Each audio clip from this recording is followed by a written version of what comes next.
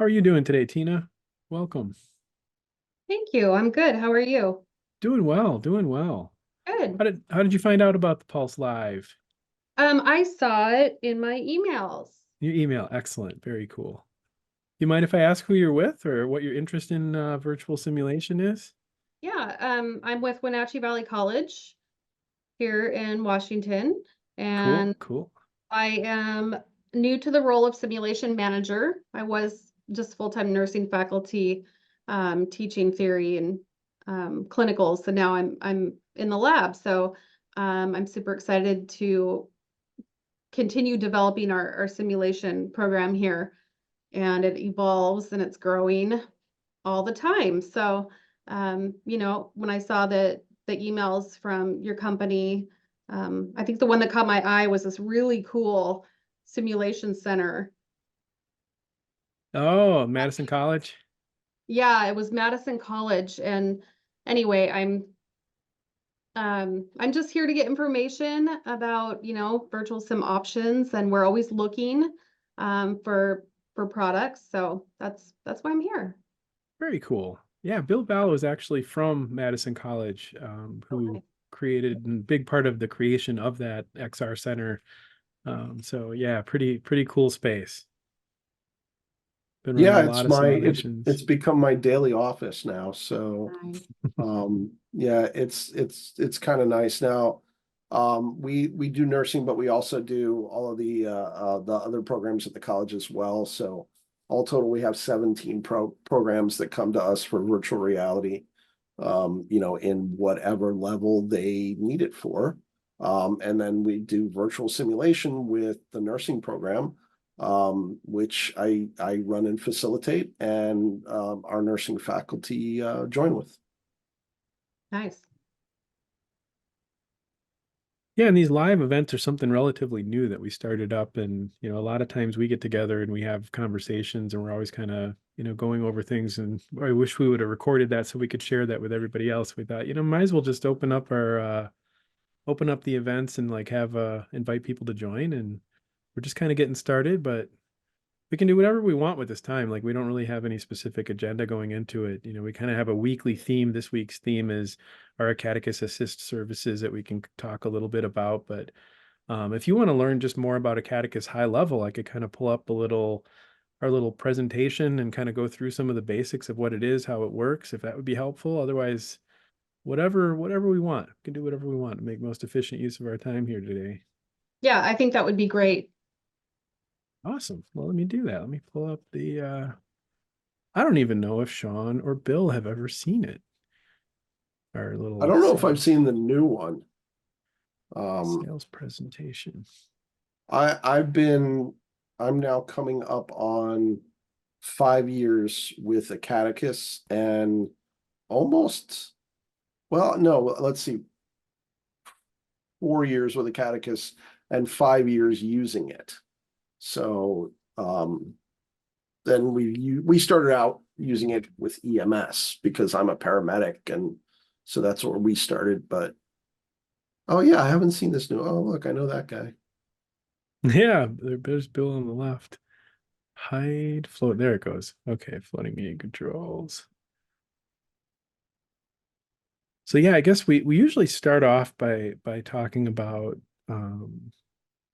well, I like to mention that, simulation is, of course, an evidence-based modality. This has been used with mannequins for decades, and it's a very measurably effective. There's been a lot of studies and research into it, and it's really, it gets the students out of the textbooks, give them hands-on experience in a safe and controlled environment without the risk of harming a patient. And what I like to sort of remind people is that even as we introduce a virtual dimension to simulation, we're not losing track of that evidence-based, that research, and allowing instructors to really tinker and explore and experiment with these technologies so that they can really be out in front of it. So it's one of the things that's a little bit different about Acadicus versus other platforms is we try to stay in the background. Like we try to just provide the tools and the content that allow our customers to continue innovating and writing their own scenarios and building their own cases and testing and tinkering and trying new things. And As best we can, we try to stay out of the way. Like in curling, we're sort of like the brush that's ahead of the puck. We're trying to just always kind of prepare the way and support you and make sure that you have everything you need to be able to have a successful implementation. But it's also evidence-based. So there's a growing body of evidence. We can actually load this up right here. Georgian College keeps up this lit search on the efficacy of XR in simulation, and it's just on and on and on. And any one of these studies is great. You can stop in any one of them. It's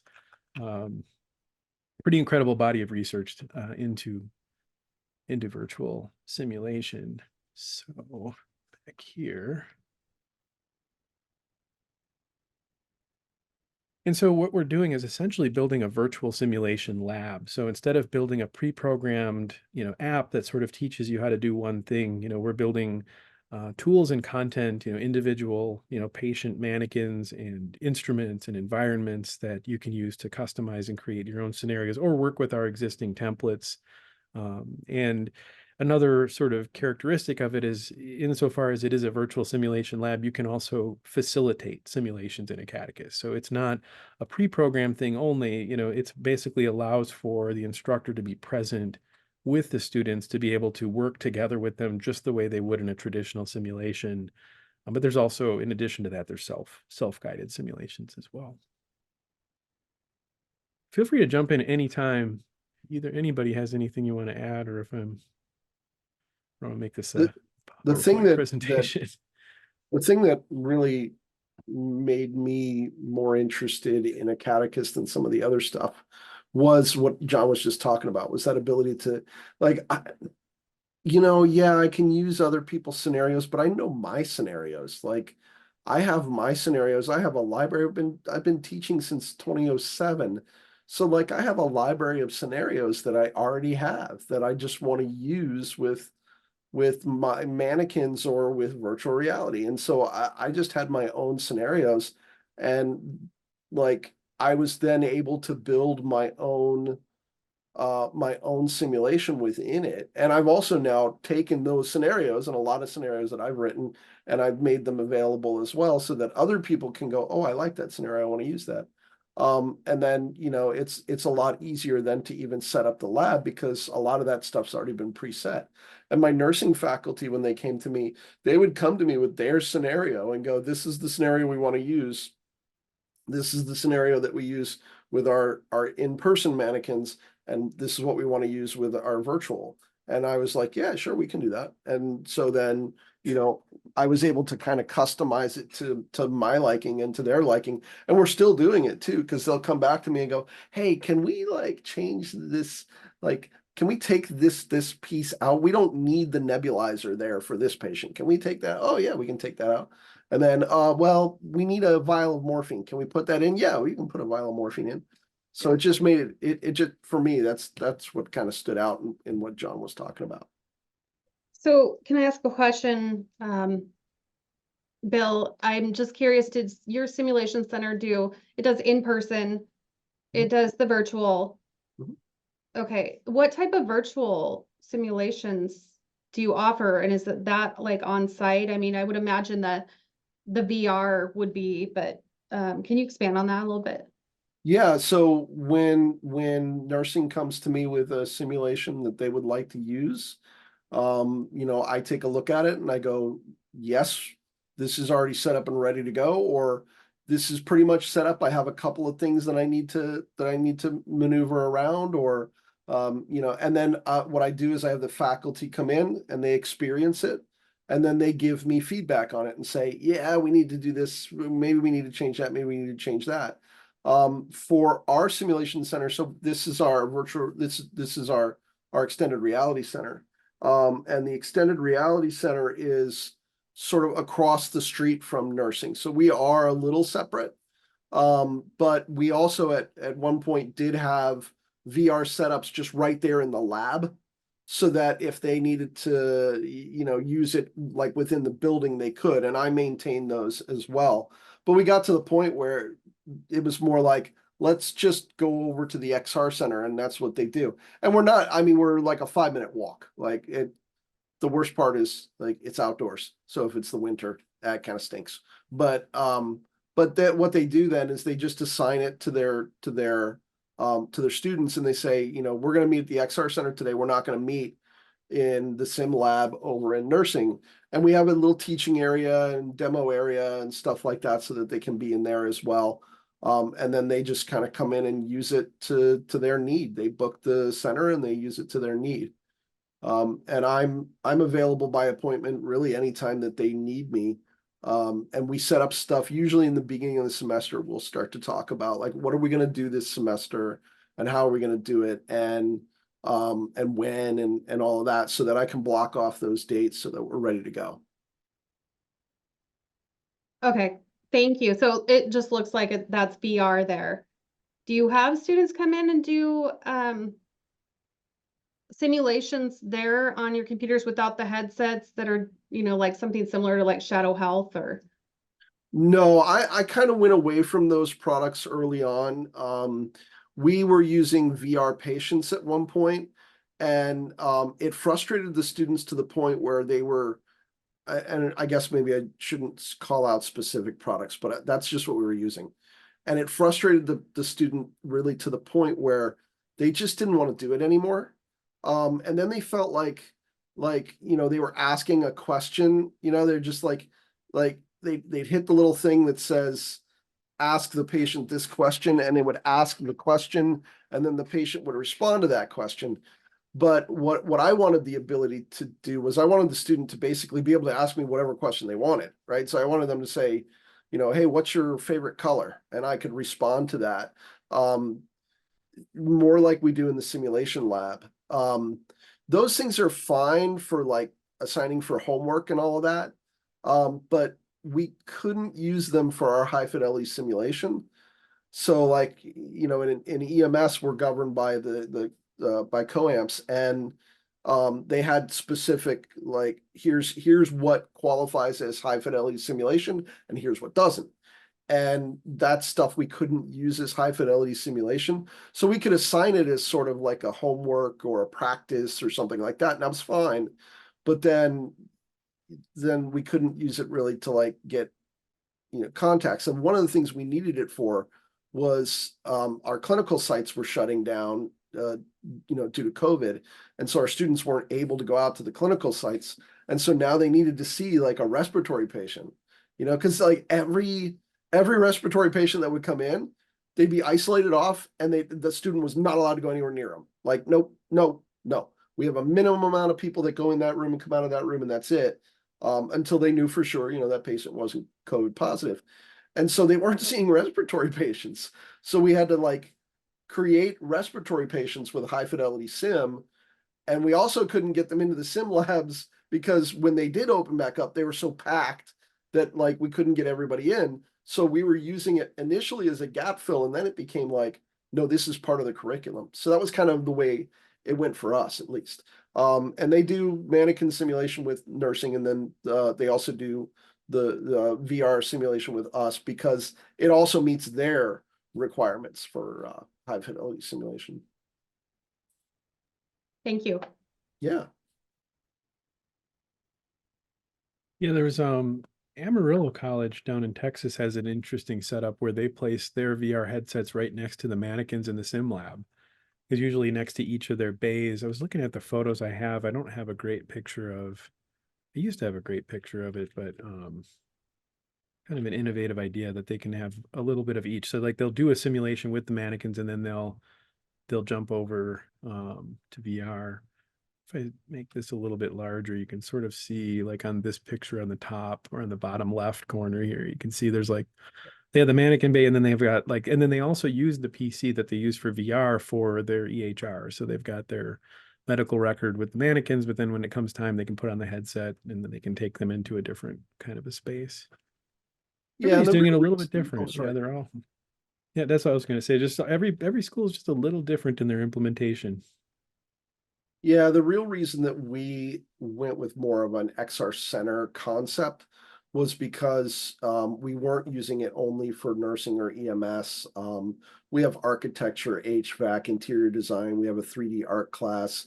And nursing would not be happy with, like, we're going to hold the 3D art class in your nursing area tonight. They wouldn't be happy with that. But at our satellite campuses, we are doing that. We're going to be setting up virtual reality at right there in their nursing area, and that's really going to be dedicated more to nursing than to all the others. Like, architecture is not going to go to our Reedsburg campus and work there. They're going to come to us at our main Truax campus.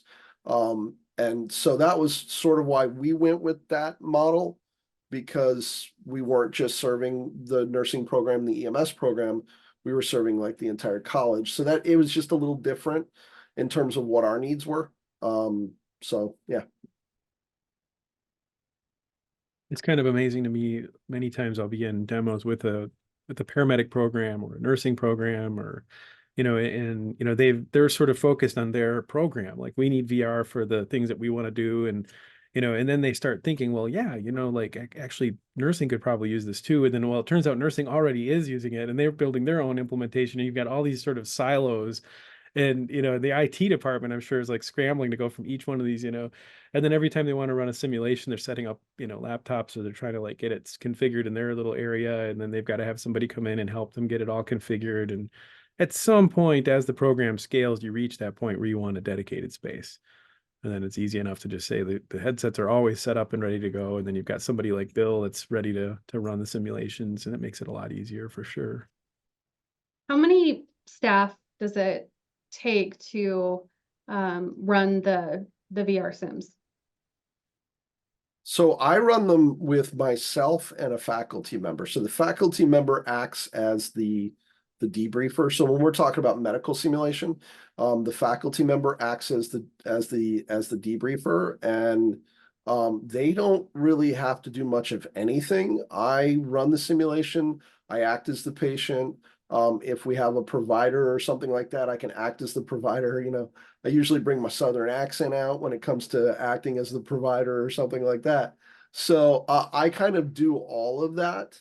And that's you can definitely do it. It took me a little bit of practice, but there's also now, originally when I was doing it, like, I had to have, all of these different menus everywhere. And I was like, back and forth trying to figure out where all these things are that I had to set.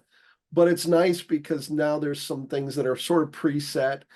We have some simulations that we've preset into sequencers, so that now it's just one button that I push. I still like to be able to move things around, because for an example, I had a student once. We were doing I was doing an ACLS code with him, and the patient was in SVT, and he said, I'm going to give 6 milligrams of atropine, and I went, oh, okay, 6 milligrams of atropine, and he's, yep, I'm going to give 6 milligrams of atropine, and I went, okay, sounds good, right? And so if I had it pre-programmed, the pre-program would have expected him to give 6 milligrams of adenosine, which would slow the heart rate, but 6 milligrams of atropine would greatly increase the heart rate. So all I did was go and move the heart rate way up, and the patient and the student went, what, whoa, what's going on? It was completely unexpected. So I could actually tailor it to the way that the student had done it, and go, okay, you said 6 milligrams of atropine, here we go. And it actually became a really great learning experience, because the student went, I meant adenosine. You knew what I meant. And I'm like, I knew exactly what you meant, but that is not what you said. And so we have to make sure that communication works out right. And he went, oh, God, that's actually okay, understood. I got you. Still kind of fought me on you knew what I meant. I'm like, yeah, I did. I knew exactly what you meant. So, but that's only because I've been a paramedic and I knew what you meant. So I do run most of those. And for nursing, again, their faculty member is there in the classroom. I do it the same way that we run our regular mannequin simulation, with a technician, and I act as the technician, and a debriefer. So I have one more question for you, Bill, and then John, I'd love to hear more from your presentation. So you can only run one simulation at a time if you're basically the facilitator. Is that correct? That's correct. Okay. So if I'm facilitating now, there's solo mode where they can do some stuff by themselves, but you're not going to have sort of that patient interaction because now they're doing something sort of off by themselves. And that also didn't meet with our criteria for high fidelity simulation. So like if they were trying to, if we were setting it up so that 7 people could go and do something by themselves, that didn't meet with our criteria for a high fidelity simulation and with COAMPS's criteria for a high fidelity simulation. So we couldn't do that. And we're under that same umbrella, CAHAP. So I don't know what the exact requirements are on simulation for nursing, but for EMS, in order to count it as high fidelity simulation, it had to be facilitated simulation, just like I would with the mannequin, because I can't run 2 mannequin simulations at the same time. I can only run the one that I'm running. And then, well, I guess I probably could, but I don't think that would work either because I'd be over here and over here at the same time. But I can't do that. So that's the way I do mannequin simulation, and that's sort of what it is. It's a sim lab with mannequins. And the what I liked about it too, John, you and I, it wasn't yesterday, it was the day before yesterday. We were in the mass casualty going, okay, let's put this over here and let's put that over here, and then let's set this up and let's set that up. And I felt like that was the same thing I was doing with my old mass casualties, where like I set off the fire alarm and all of that. But now like I can set it up and break it down a lot quicker, a lot easier. And then we put it in downtown, so now it was in downtown and it wasn't in front of St. Petersburg College, where I used to work. So yeah. So, sorry, one more follow-up No, question. absolutely. Keep going. How many students then are you facilitating at the same time? I would imagine it's more than one student there. Oh, absolutely. Well, and that's the other thing is it's multiplayer. So let's say, you, myself, John, we're all going to go into a simulation and care for a patient, right? So we have a congestive heart failure patient, and he was just admitted yesterday, and he's got chest pain today, and he's set for cath lab a little later on, but now he's having chest pain. So now the 3 of us go in and we actually care for that patient together. So now me as the facilitator, or someone else as the facilitator, is then sitting there acting as the patient. The faculty are watching the students work, and it's all 3 of us. So we would be the 3 students, John, myself, and you. And then Sean is our facilitator, and he's facilitating that, or he's the technician doing all of the technician stuff on the back end, changing vital signs as necessary based on whatever that simulation is.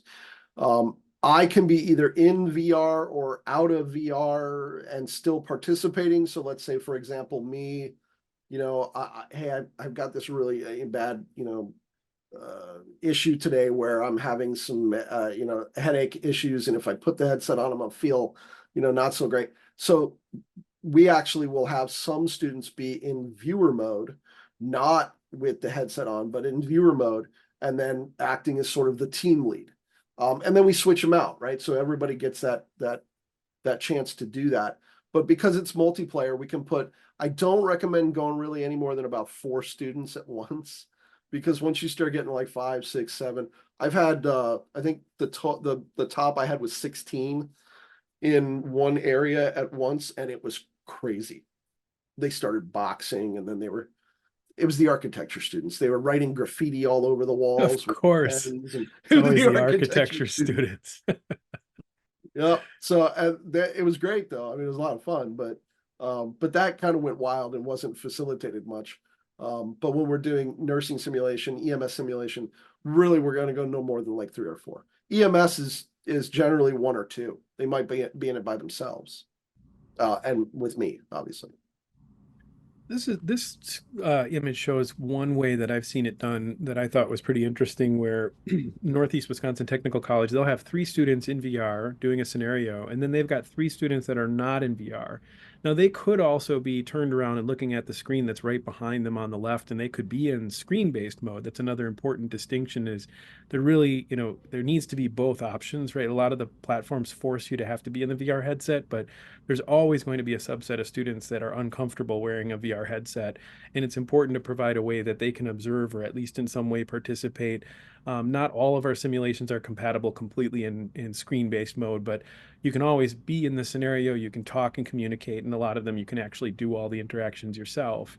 But they could be in there, but in this case, they're like a tag team. So for example, for charting, sometimes if you're wearing a VR headset, it's really hard to be like taking notes and documenting, what's going on in the scenario, but they can like report to their partner, okay, let's chart this, let's write this down. And or if they have an issue where the patient is needing a certain medication, if they don't know, they get stumped, they could kind of work with their team member and they can go back and forth. And then, 15 minutes later into the simulation, they take the headsets off and they switch spots, and the other ones are in VR. And then they kind of go back and forth. So they're getting 6 through at a time in this model, which works pretty well.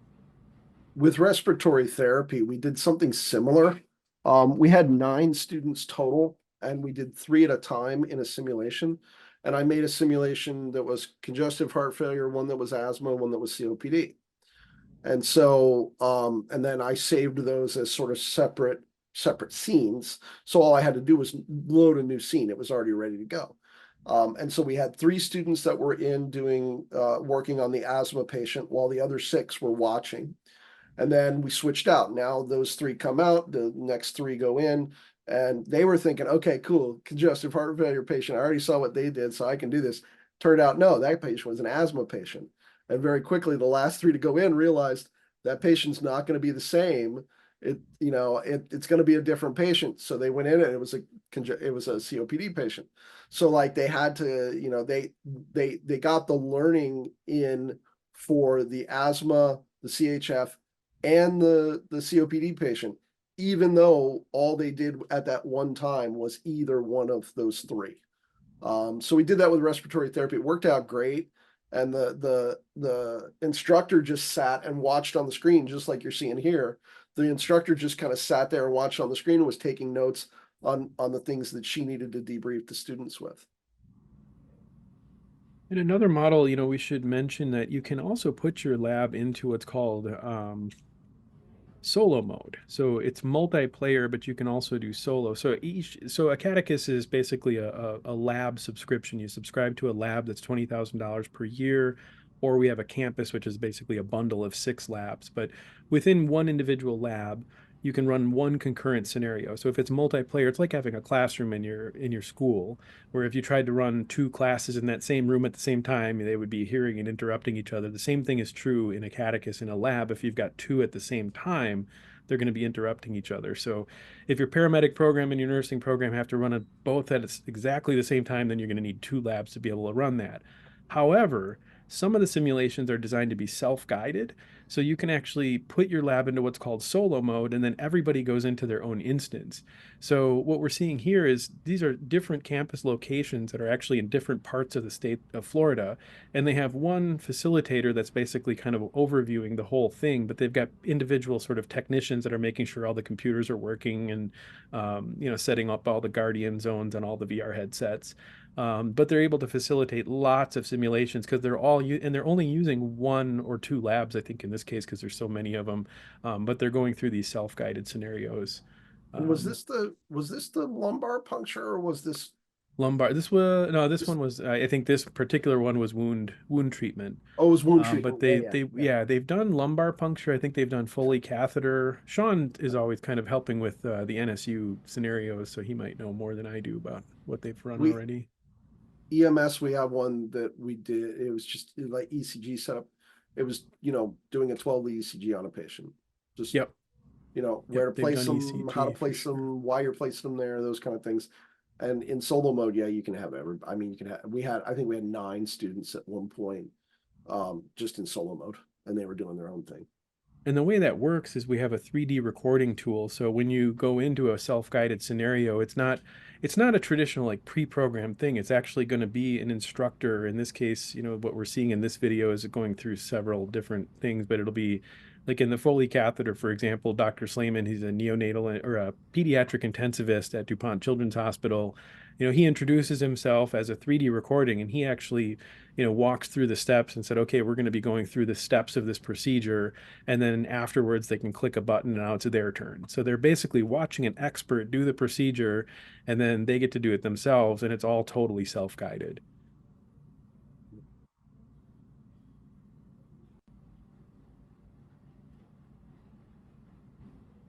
So yeah, I guess we kind of covered a lot of this stuff already. We've got this library, we've got patients. The patients have a lot of capabilities. We'll talk about in the simulation manager. We have a lot of environments that come with the Acadicus. In the left here, you can see a photograph of NICU, and on the right is a Acadicus replication of it. So all of our environments are based on real world spaces to create a very accurate representation, and including sound effects. It's like accurate sound actually makes the sight of a simulation more realistic in a lot of ways. In this NICU, the physicians the neonatal intensivists that use it report that all the time, that when they put the headset on, their heart rate increases, like they feel the intensity of it, and that really helps them, in a simulation capacity. It's a really good result. Multiple participants, we've talked about that. If your lab in Acadicus is set to multiplayer, you can have as many people in there as you need to. They can be joining, I don't know about your program, but if you have different campuses or different satellite campuses or places that people want to join from different geographic locations, you can have them joining and they can be together in the same time. I taught wound care to faculty in Denmark. That was fun. Yeah, Carly Brady, my supervisor, went over to Denmark um, to to talk to some of the faculty over there, and so we set up a wound care a little wound care you know teaching. It was like 5 o'clock over there. It was like 8 o'clock in the morning here, and I was here in this room, and I was teaching faculty in Denmark how to do wound care. It was pretty neat. that's incredible. Well, in another case like that is the watching physicians at Madison teaching physicians in rural Vietnam about neonatal resuscitation, because they have a really high mortality rate. That they were actually able to put headsets on the people outside of Ho Chi Minh City and run a simulation together with expert neonatal intensivists here in Madison, and just they couldn't speak the same. They had to have an interpreter in there, but to watch them like handing a laryngoscope across thousands of miles, like, hey, check this out, this is how we do it, make sure you're doing this. And I just you can't do that over Zoom. You can't really do that with a mannequin. It's really pretty incredible to experience that. It feels like you're kind of looking at the future of simulation in those moments. It's pretty incredible. Yes, this technology is fascinating. It really is. I feel like we're just at the beginning too, Sometimes it feels like we're really, we've come so far, but then I'll see something and I'm like, we're just getting started. Like this is such an exciting place to be. We already talked about the recordings, editing tools, really everything down to the outlets in these scenarios. You don't have to get into all this if you don't want, but like a lot of times, programs will start off and they just want to get started with something basic. And we have scenarios you can use day one right out of the box. You can just start running scenarios. But eventually, the more faculty get involved and the more programs get involved and you start, operationalizing it, you're eventually going to get to a point where you're like, I really wish that the medical cart was over here instead of over there. I wish we had this patient. We don't have enough pediatric simulations. Can't we just bring up, you really have that flexibility to just build and design whatever you want. And you're part of a community of other people that are doing the same thing, right? I mean, these are some of this slide is outdated almost as fast as I make it, but we have a community of practice event with all of our customers. We get together and we're starting to get to a point where there's collaborations forming between different schools that are running simulations together. And it's just a great way to be able to bring people together and work on creating these scenes, because you can actually create a scenario and then you can export it and share it with somebody else so they can import it into their lab, and then you can kind of mix and match different scenarios like that. I've had a few of the people that are using Acadicus, especially here in Wisconsin, because they've either come and visited our XR center, or they know me or something like that. You know, we've met at different events, whatever it may be. And they'll shoot me an email and be like, "Hey, how did you do? What are you? What? I'm trying to set up this scenario, and I'm not sure what to do." I mean, I've even had people from the very beginning where they're like, "We don't have an XR center. We don't have a VR lab. Like, what things should we be thinking about?" And it's kind of nice to have those connections with those people and talk about, like, here's the kind of computers we went with, and here's why we went with those computers, and this is how we dealt with our tech services people, and that kind of stuff. And the truth is, for the XR Center, I do most of the tech services stuff. I teach our tech services people, what we do in the XR Center, but not everybody has that. Not everybody does that. A lot of people have to work directly with tech services because they don't know, what computer they want or why they want it or how they're setting it up and stuff like that. And it's always nice to just, be able to talk to people. And that's one of the great things about the community of practice, is then you get to meet everybody too, which is nice. What I'm looking forward to is eventually helping run complete scenarios like across the between like Mitch Luker and Jamie from Western Technical. Jamie's a OB expert, and does like you are, Bill, and she's been teaching, birthing simulation for years, and Mitch is like, that's not my thing. I run simulations because we've got to get our students that experience, but that's not really their expertise. So they're talking about like, well, maybe Jamie can teach their students the OB scenarios, and Mitch can teach their students the asthma scenarios because that's their expertise. So it really could get to a point where or even potentially there's a very large network of nursing instructors that are retiring, and my kind of dream would be to give them an opportunity to continue teaching in a virtual modality, so that these schools that are so short staffed and can't find qualified nursing instructors could just sort of like connect with our community and say like, hey, I really need to run 20 students through an OB scenario next Thursday. And just we have people that have PhDs in nursing education that are retired, but they can join in a virtual capacity and help facilitate and evaluate. And it really could become a much a really rich community, a network, I think, Yeah. over time. Yeah, that would be a great job. I know, wouldn't that be great? Yeah. It really Um, kind of connects the two different sides. It's like there's demand, but then there's the resources, and they're all retired and they're looking for stuff to do, but they're not on the job anymore.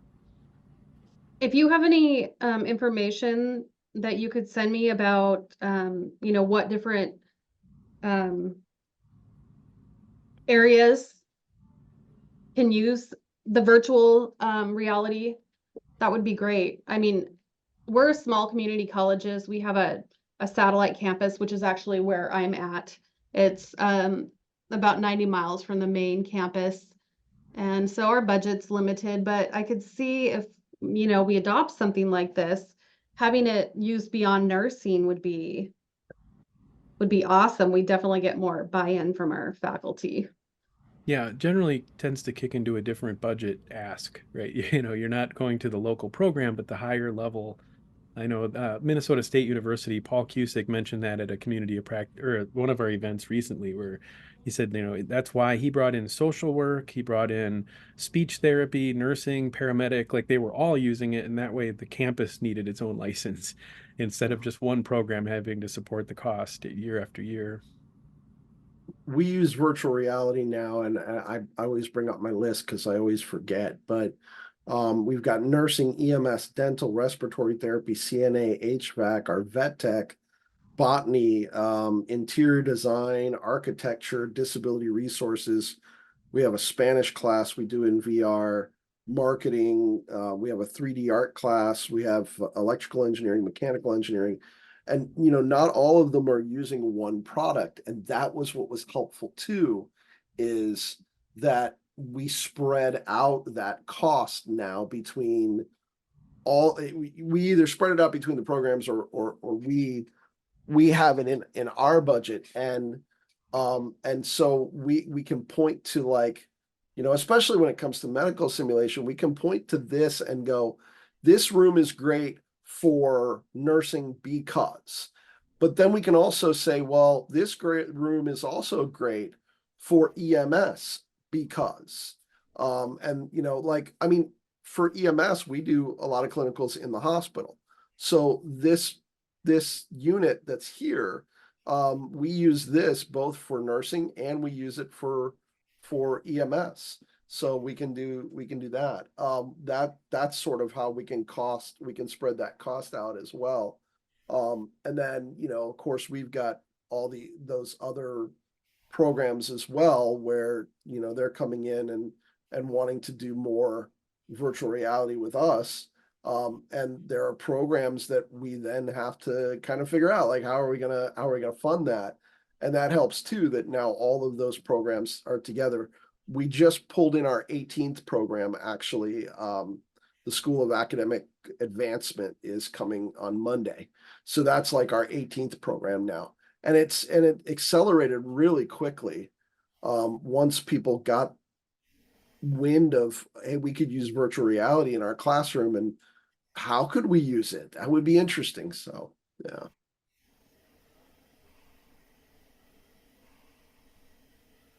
Just going through some of the capabilities. This is a typical Gen 2 patient. We've got, I don't know, there's probably 8 or 10 different Gen 2 patients, but they all have the same, functionality. Because like What with kind of Vincent here, you want him to be maybe you want him to be a GI bleed patient. Okay. Because he can vomit black, right? So, or he can vomit blood. So you want him to be a GI bleed patient, but I need him to be a stroke patient. So for my simulation, I'm going to set him as a stroke patient, give him left-sided facial droop, and I'm going to make it left hemiplegia, those kind of things. And then but for your simulation, tomorrow, you actually are like, no, actually, I want that patient to be a GI bleed, and I want to talk about how we're going to deal with him as a GI bleed.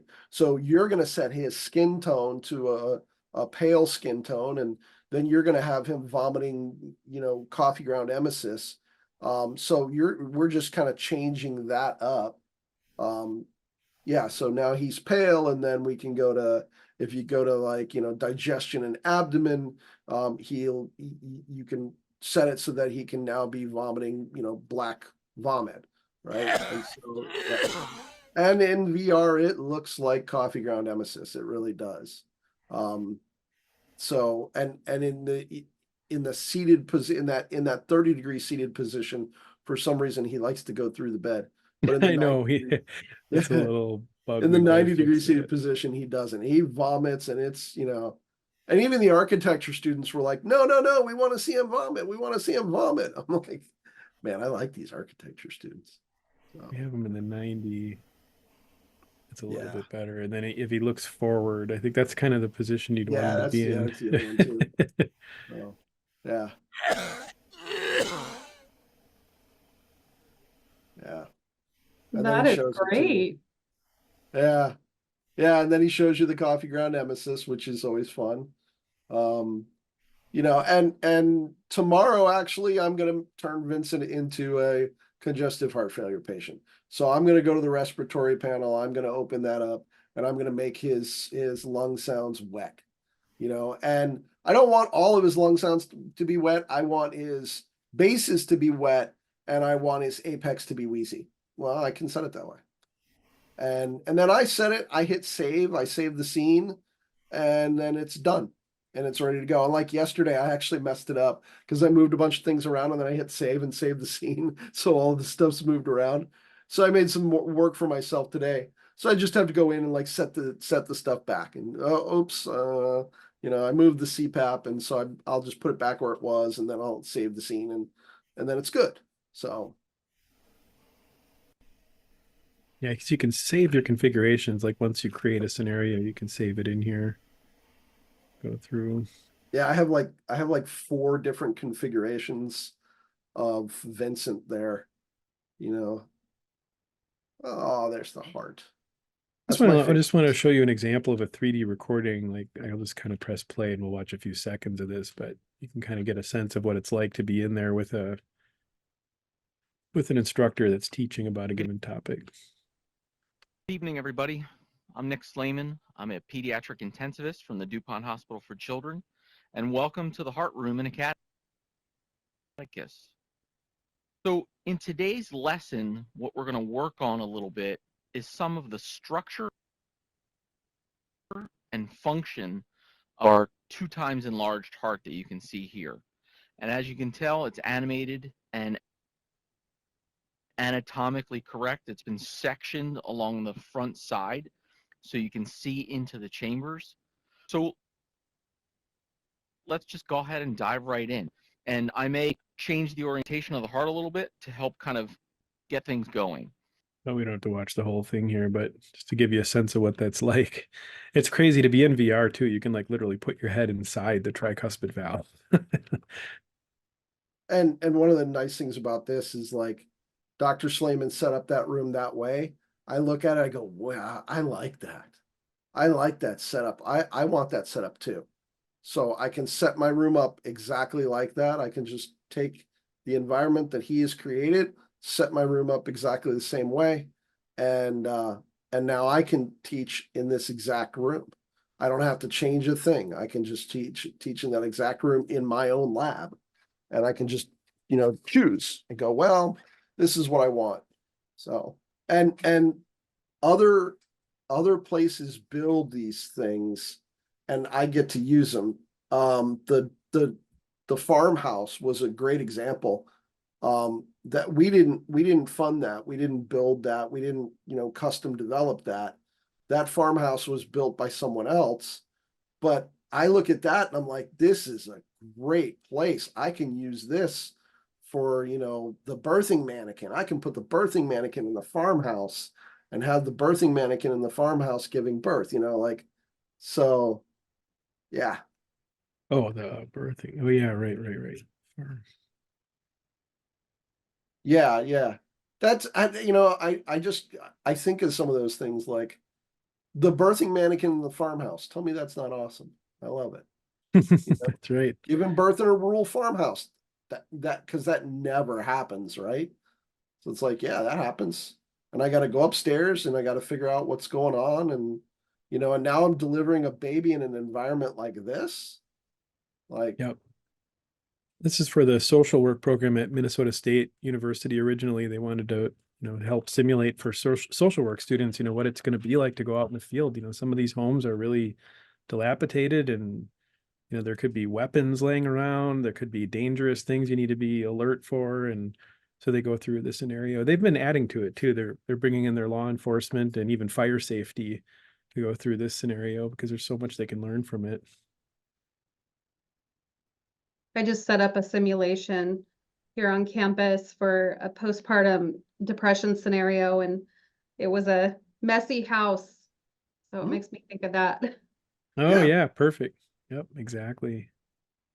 yeah, because we'll come up with all kinds of different scenarios and possibilities. I mean, the first field delivery I did was in a house that wasn't too unlike this. It wasn't a rural house, it was in an urban area, but it wasn't too unlike this, and it was on a couch.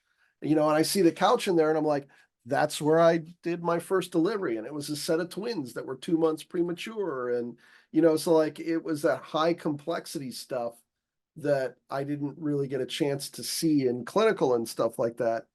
But yeah. Oh, there's the mass casualty.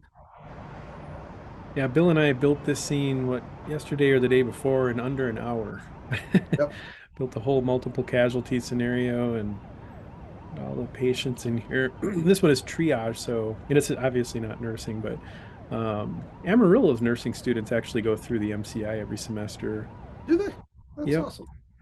But they go through, you can, check, basically triage for each one of these patients that are in here, and then you get to assign, what group are they, go through every one of them. And all of those panels are set in your simulation manager. You can open up and set the panel to say whatever you want. So you can mix and match and move these patients around and set it up however you want.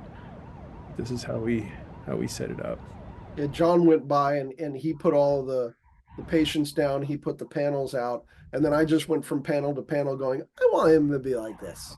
Oh, I want this one to be deceased, and this one here is going to be minor, and this one here is going to be delayed. And so I just went through and set it the way that I wanted it. And then, you know, another instructor can use this, come in and set it the way they want it.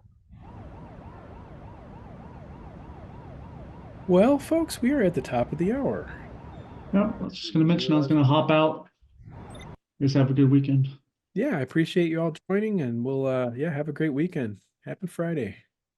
Thank you. Feel free to email if you have any questions, Tina.